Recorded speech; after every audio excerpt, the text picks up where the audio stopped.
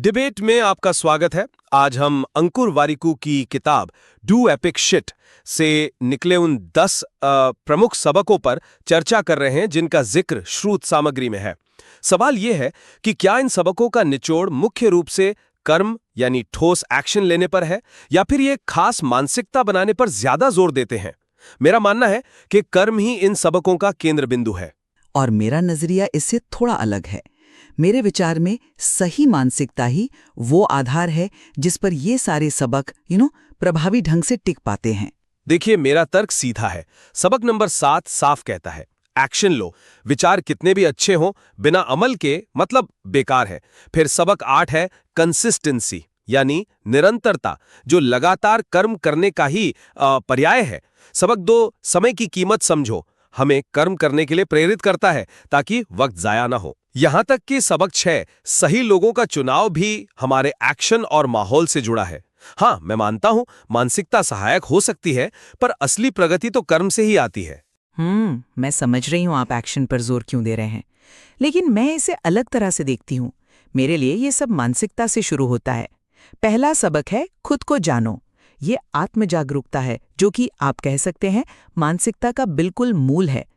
तीसरा सबक गलतियों से मत डरो, और चौथा डर को गले लगाओ। ये सीधे हमारी मानसिक रुकावटों को एड्रेस करते हैं। पांचवां सबक पैसे की सही समझ, और 10वां आभार। ये भी तो दृष्टिकोण और मानसिक स्थिति की ही बातें हैं। और 9वां सबक तुलना से बचो। ये भी एक मानसिक अनुशासन ही है। बिना सही मानसिकता के कर्म या तो होगा ही नहीं या फिर वो दिशाहीन होगा। आपकी बात में वजन है कि मानसिकता नींव है, पर क्या बिना कर्म के उस नींव का कोई मतलब है?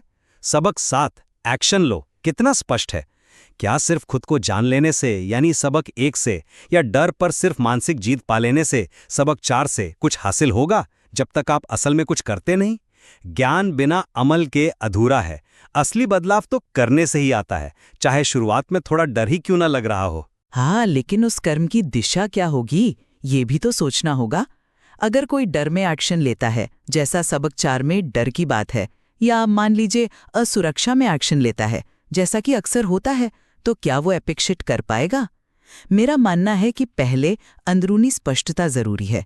खुद को समझना, जो सबक 1 है, गलतियों को सीखने का अवसर मानना, सबक 3, डर का सामना करना, सबक 4, पैसे को लेकर सही नजरिया रखना, सबक 5, दूसरों से तुलना बंद करना, सबक 9, और जो है उसके लिए शुक्रगुजार होना, जो कि सबक 10 है।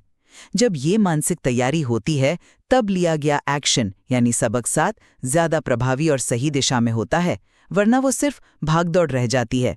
ठीक है, पर फिर निरंतरता मतलब कंसिस्टेंसी सबक 8 और समय का मूल्य सबक 2 को कहाँ रखेंगे? ये तो बिल्कुल ठोस बाहरी प्रयास लगते हैं।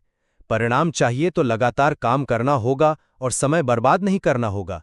ये मानसिकता से ज्यादा कर्म आधारित नहीं लगते। बिना कर्म के कैसे निरंतरता भला? मैं मानती हूँ ये कर्म से जुड़े हैं बिल्कुल, लेकिन इन्हें संभव बनाने वाली शक्ति वो तो मानसिकता से आती है। लगातार एक्शन लेने के लिए सबक 8 जो अनुशासन और दृढ़ता चाहिए, वो आत्मज्ञान सबक 1 और डर पर काबू पाने सबक 4 से ही विकसित होती है। और आभार सबक 10 हमें मुश्किल समय में भी टिके रहने की मानसिक शक्ति देता है। बिना मजबूत मानसिकता के निरंतरता अक्सर कुछ दिनों में टूट जाती है। तो कर्म जरूरी है, पर उसे टिकाऊ बनाने वाली शक्ति मानसिकता है। तो बाहरी दुनिया से जुड़ाव का क्या? सबक 6 सही लोगों का चुनाव और सबक 7 एक्शन लो तो सीधे सीधे बाहरी दुनिया में दखल देने की बात करते हैं। रिश्ते बनाना, एक्शन लेना, ये सब बाहरी चीजें हैं। क्या सिर्फ अंदरूनी सोच पर ध्यान देना काफी है? बाहरी एक्शन महत्वपूर्ण है, इससे मैं इनकार नहीं कर रही हूँ, लेकिन हम बाहरी दुनिया से कैसे जुड़ते हैं, कैसे रिश्ते चुनते हैं जैसा सबक 6 में है, या क्या एक्शन लेते हैं सबक 7 के अनुसार, ये हमारी अंदरूनी स्थिति पर ही निर्भर करता है। क्या हम आत्मजागरूक हैं सबक 1, क्या हम तुलना करने की आदत से मुक्त हैं सबक 9, क्या हम डर से संचालित हो रहे हैं सबक 4। ये सब तय करता है कि हमारा बाहरी कर्म कैसा होगा। इसलिए प्रभावी बाहरी कर्म के लिए भी अंदरूनी स्पष्टता एक तरह की पहली शर्त है, ऐसा मुझे लगता है। इस बातचीत से ये तो साफ है कि कर्म का महत्व इन सबकों में बार बार उभरता है। खासकर एक्शन लेना, निरंतर रहना और समय का सही इस्तेमाल।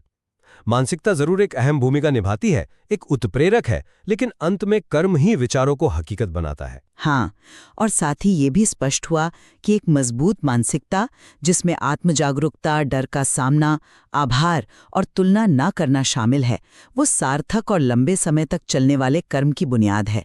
सही अंदरूनी स्थिति के बिना बाहरी सफलता शायद थोड़ी खोखली महसूस हो सकती है। बिल्कुल, ये सबक दिखाते हैं कि कर्म और मानसिकता दोनों कितने जरूरी हैं। शायद वो एक सिक्के के दो पहलू जैसे हैं। हाँ, बिल्कुल।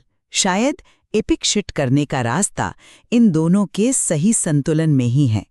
ये विषय वाकई गहरा है और स्रोत सामग्री में सोचने के लिए और भी बहुत कुछ है।